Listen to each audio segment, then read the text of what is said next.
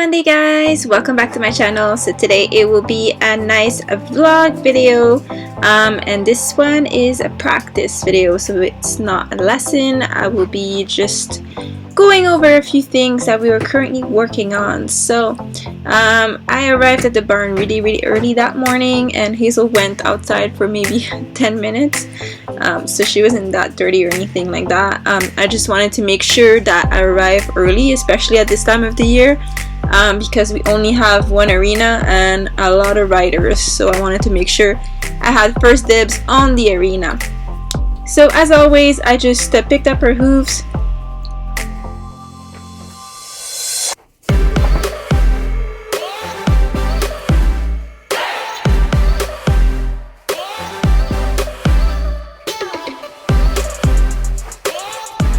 So as you guys can notice, I have my mask on. It is now fully required at my barn that we wear the mask. And I just got the blanket caught up on Hazel's ears. So yes, it is phase 2 of or second wave, I must say, of COVID around here. So the mask is now required at the barn.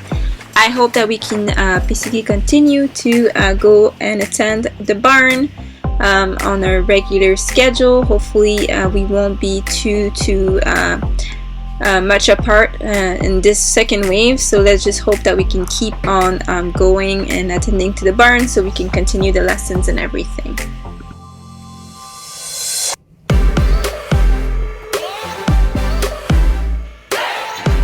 So it is a pretty nice weather today. As you can see, Hazel loves cuddles. She loves it.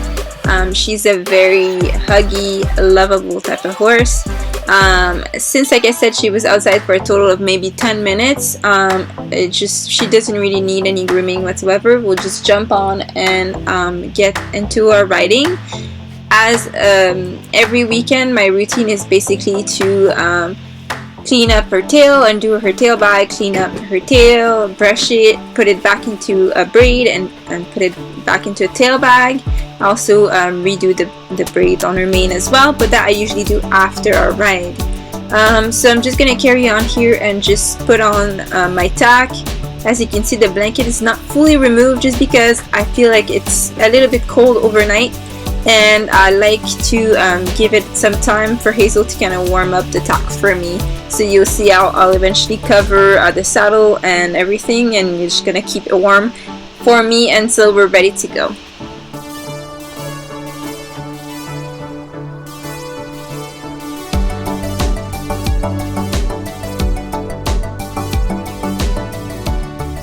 So as I was basically telling you in a few videos in the past, when I'm actually practicing on my own or even in lessons, I had a great hard time basically keeping Hazel on a 20-meter circle at a canter, and the reason is that she is cutting her circles, so they end up looking a little bit more like squares rather than circles.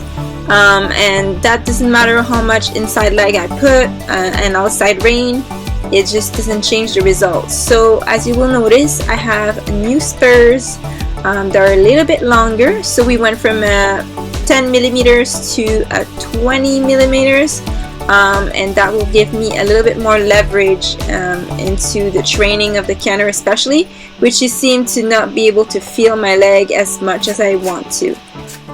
So you'll notice this new feature, and that's what we'll be working on today, is getting her used to my leg aids as well as this new spur.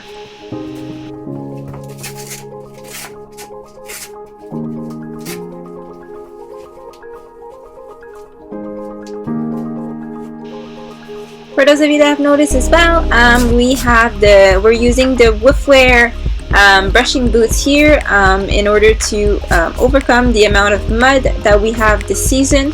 So as we all know, in Canada here, it is pretty rainy in the fall as well as in the spring, and I really needed some boots or equipment that would be mud proof, and these boots are really easy to take care of. They're made out of neoprene.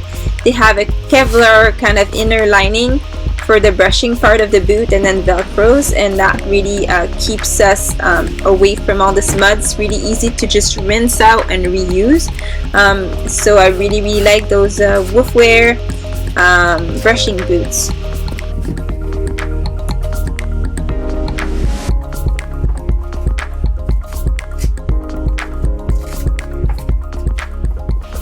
Same thing here, so I'm putting on some rubber bell boots, and that will help as well to just keep the mud away from her hoofs. As you can see earlier, I used Professional Choice boots to go basically on the daily, so inside and outside, just because they do have a long durability, but they're not the most like mud friendly boots, if you will. They do accumulate quite a bit of mud just because of the texture of it. But as I explained in other videos, the rubber bell boots, if she had to wear them 24/7, they would basically rip right into the rubber and therefore not be that efficient over time. And so in the past I used to basically go through at least 1 or 2 pair of these boots a month if I just keep them on full time. So that's why I opted for different boots, bell boots, that I'm changing depending on the weather and depending on the condition as well. So as you guys were able to see, I removed her winter blanket and I put on the quarter sheet. So that keeps her warm, and the winter blanket, by just keeping it on while I'm doing everything else, kind of helps warm up the leather of the saddle. So it just gives it a little bit more time to do that. So we're almost ready here. I just have to put my helmet and I put her bridle on, and then we'll be ready to go.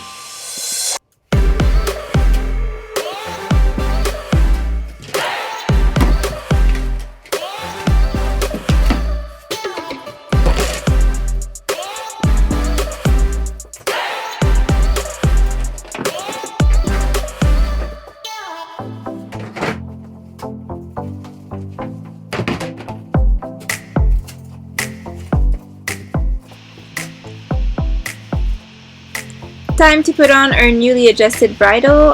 As you guys have been able to witness, we had a little bit of issues over the past week with that bridle, just because Hazel's muscle development has been pretty much fast, and we didn't foresee that much muscle development. So I had to basically adjust the bridle because it was becoming really tight, especially at the pole. From the pole to the bit, basically it was getting really tight. So she had the bit a little too high in her mouth, and her pole had increased pressure, and I had to basically just readjust it, just due to this muscle development. Unfortunately, I did not like film whatsoever, like her neck or her head or whatever, so you guys can't really witness the muscle development. But I can tell you that right after or right behind the pole where the actual bridle is sitting, you can notice some 2 large muscle basically anchoring right behind each ear, and a little bulge there of muscle, and that's what basically is new and is affecting the whole fit of the bridle. So if you are putting your horse into a program, just please anticipate that you might need to adjust your tack. So it's always good to have a good like well-fitted tack, but also to give yourself a little bit of room if you need to kind of adjust it.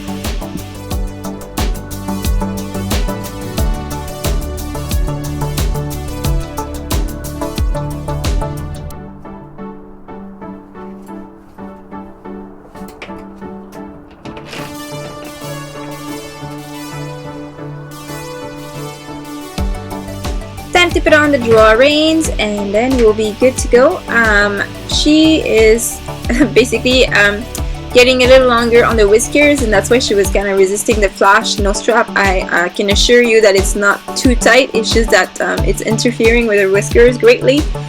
So I might opt to shave them down or trim them down a little bit, because they always get caught in the little latch mechanism for the flash noseband. So that's why she's not really happy with me putting the flash on, but I can assure you that everything's well fitted and she's not suffering of anything.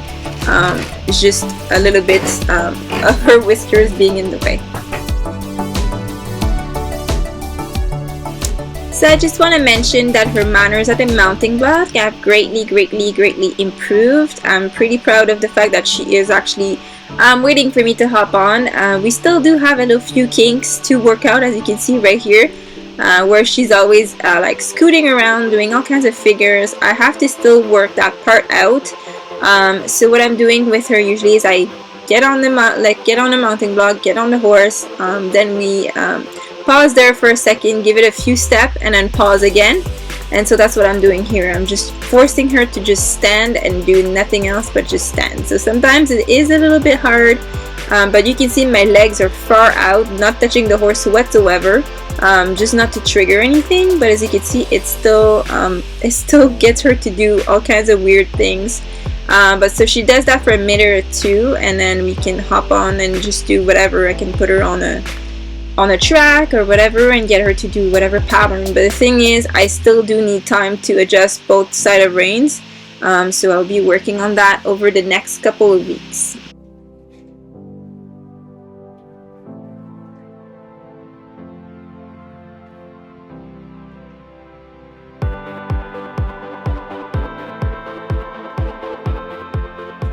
So I finally have time here to put everything together and set myself up a little bit, put my gloves on properly, try to pick up the reins properly, and then I was trying to put the quarter sheet over my leg. It was a little bit cold, just because it is the early morning, and she was not understanding really much what I was trying to do here. So I was just trying to just remove the little blanket, as you can see, and just put it over my legs, so that keeps me warm during the workout.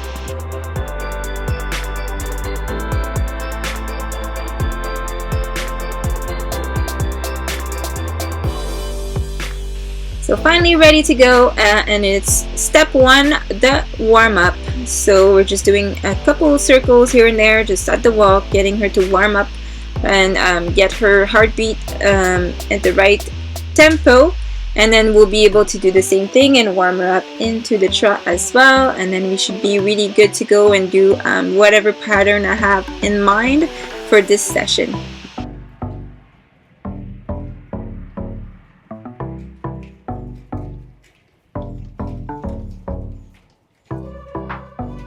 My main objective today is to work on these communication issues we've been having slowly. So I notice it's more the canter that we have communication issues, and that might be due to the fact that I cannot reach her with my leg properly, and that's why my coach and I opted to have a different set of spurs and see what happens. So like I said, I went from a little nib type of spur, which is barely a spur honestly, to an actual 20 millimeters, which is a standard almost size of spur. So as you can see, you will see her overreact quite a bit, just because it takes a little bit of time between the horse and myself to kind of find the right communication. So today will be all about communication, as well as try to get her into the canter in a proper circle. So that's my main objective today. The rest will be just bonus.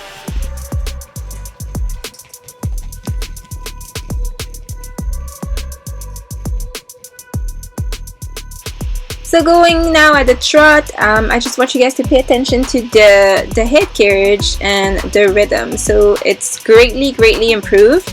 Now she seemed to have only one standard trot, which is this one, which is kind of really good. The head is at the right place, she's on the bit, and she is traveling forward in a nice fashion. There's no more clicking of the horseshoes together. It's a little bit more balanced, so I really like that.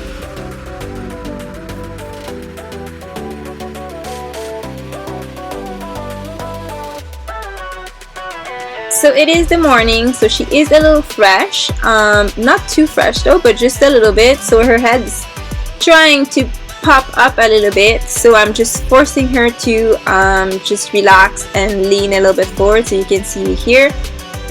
So doing a little bit of half halt, asking her to just relax, put her head down a little bit and not put that much tension on the rein. It is working. It's just that you'll see throughout this whole session she's a little bit more fresh. She's not used to be at work that early in the morning, and she was definitely intending to go into turnout when I actually caught her this morning. So that's why you see her a little bit more energetic than usual.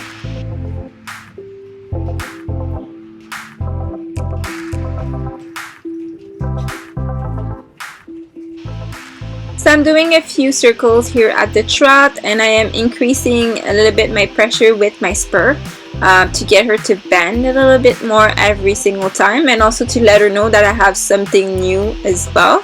So it's just like I said, it's working on that communication between me and her. As you can see here, she picked up the canter for a few strides, and that's just because the spur is definitely right there, so she feels it. Although that's not what I asked, so it's just to bring her back and just work on that communication.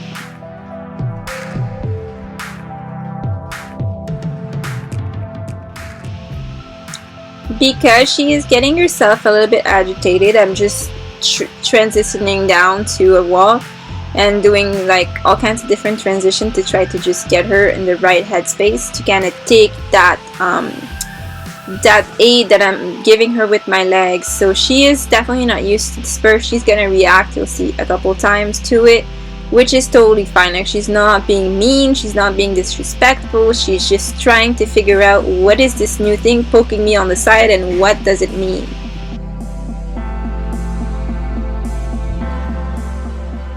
So as you will see here shortly, I'm asking her to go into the canter, and she's doing a great job. As you can see right here, she just overreacted a little bit, so that's why I'm bringing her back into a nice trot and then a walk. She did overreact. It did took her a little bit by surprise because I'm asking her with my inside leg to push her body towards the side, and that's something she was not really used to.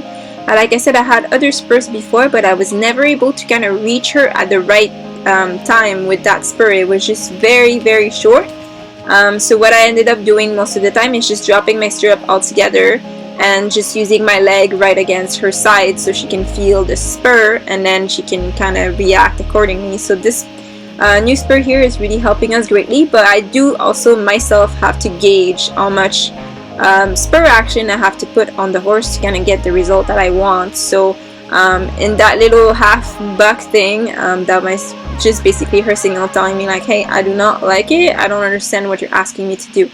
So I'm gonna ask her eventually again to provide me with a canter, and she reacted much better from there on, just to get that level of understanding between her and me.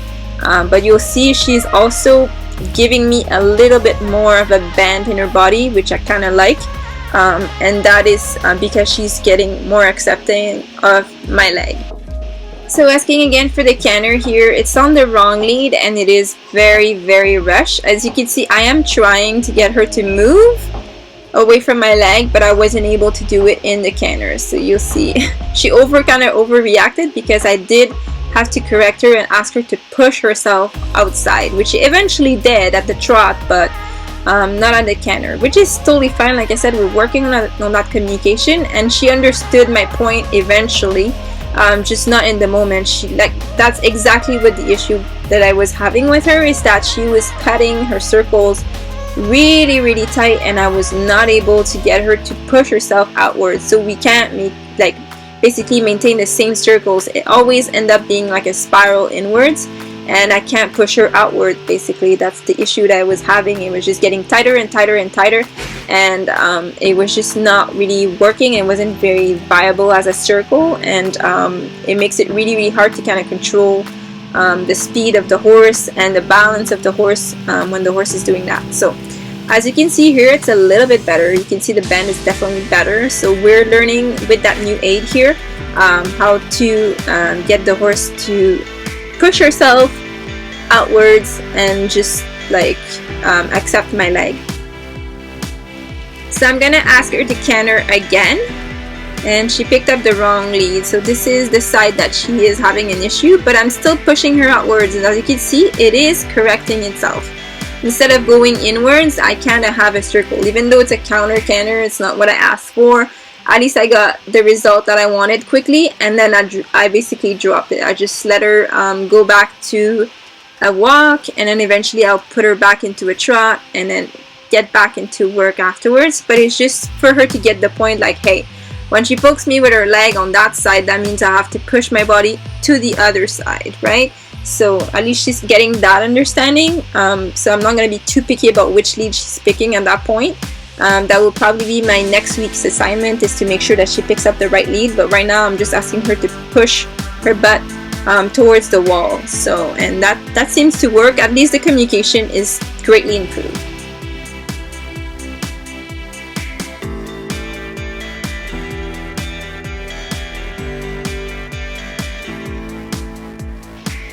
So working again in the circle, and as you can see, the bend is definitely accentuated. You can see she's really trying to push her bum towards the wall as much as possible. So here I'm just readjusting my rein quickly. I have winter mittens, mitten gloves, 2-in-1 if you will, and they are a little bit slippery, so I noticed that it's not the best for the reins. I do have to find my winter gloves. I just don't know exactly where I put them.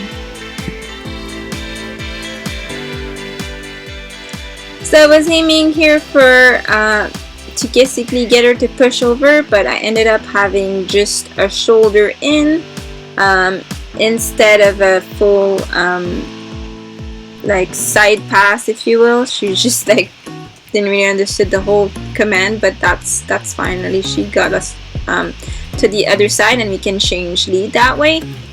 So that's definitely something I will be working on, is her side passes. And her backing up as well. Apparently it was an issue in the lesson that I had previously, so I'm working on those two probably in the next video.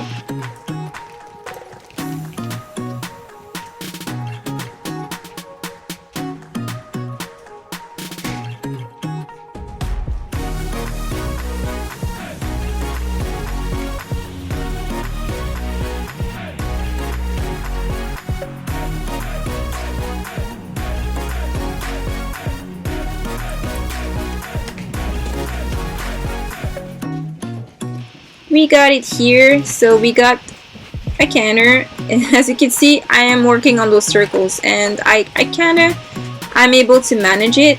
So I'm keep on pushing her just so we can get that down. She really needs to understand that I'm not asking her to go faster, I'm just asking her to move off my leg. So just doing a few circles here, it is a little bit better. So she understands, although she does speed a little bit because I have to give some spur action in order for her to kind of push her bum outwards. But she's been really good on this one, and we got a couple circles down, so she understood that my leg basically is staying there, not to get her to speed forward, but basically to move to the side, just a bit like in a side pass. I am helping her with my outside rein to try to get her to stay in a nice circle, but overall she's getting the gesture outside rein, inside leg, and then she can kind of get herself lined up in the circle.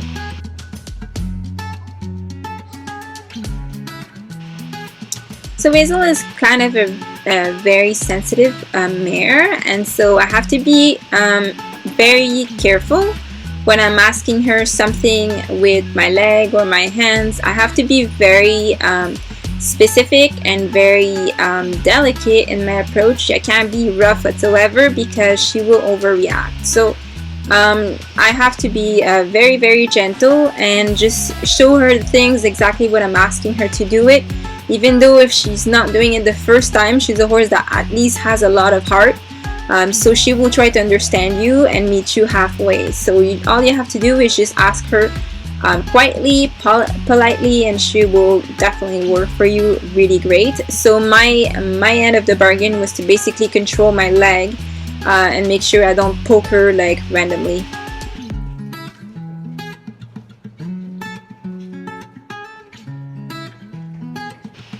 Asking her yet again to pick up a canter here, and as you can see she always kind of not like bolts but always like kind of propulses us forward, and it was the wrong lead, so I have to just give it a little break and try again for this one and try to get the proper lead.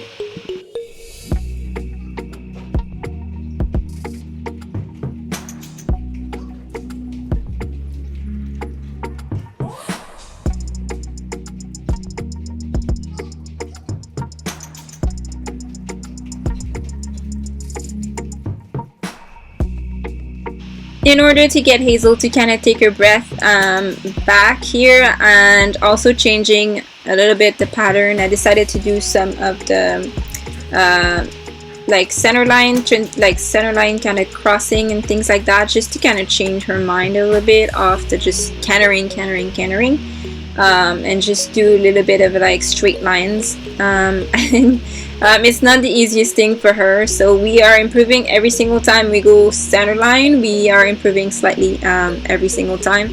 I'm getting a little bit better at giving her the cues a little bit sooner so we can make the turn. So this arena is a little bit on the smaller side, therefore it's a little bit harder for me to kind of get a sharp turn at the right time.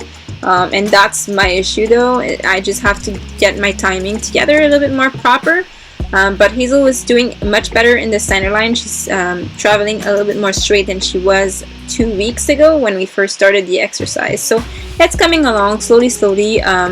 Center line, quarter line type of exercises really help to kind of get her to work on that. And then I decided to work on the side passes here, and as you can see with the spur I do get a good action from her rear end. It is something that's at least working really good today. She's finally figuring out what we're doing, and she's being pretty good overall about it.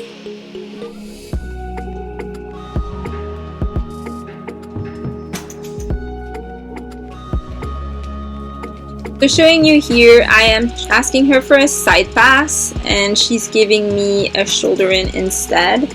It's not really what I ask, and it is a little bit hard to correct for me at this point. So what I'm doing here is just making her go in circles here around my leg so she can kind of understand what I'm asking her to do with my leg, just asking her to move her hindquarters away from the pressure. So we can basically be able to do a full side pass and it actually looks a little smoother.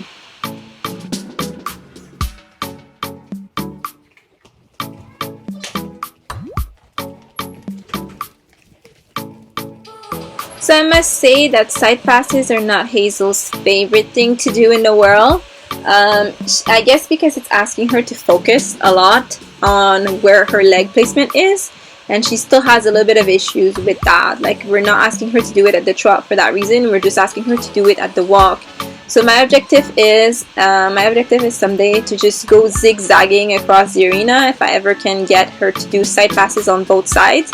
So what happened with her is she anticipates. So if I do it on the left and then on the left, she's going to keep on doing it on the left the third time, even though I'm asking her to go right, so she's not listening to me anymore. Which are things that we've been working on a little bit. So I will probably have to work on just getting her to do just from the side to the center line, like just halfway through the arena, and then keep on doing that for a bit until she is able to give me the full side pass from wall to wall, from one side of the arena to the other.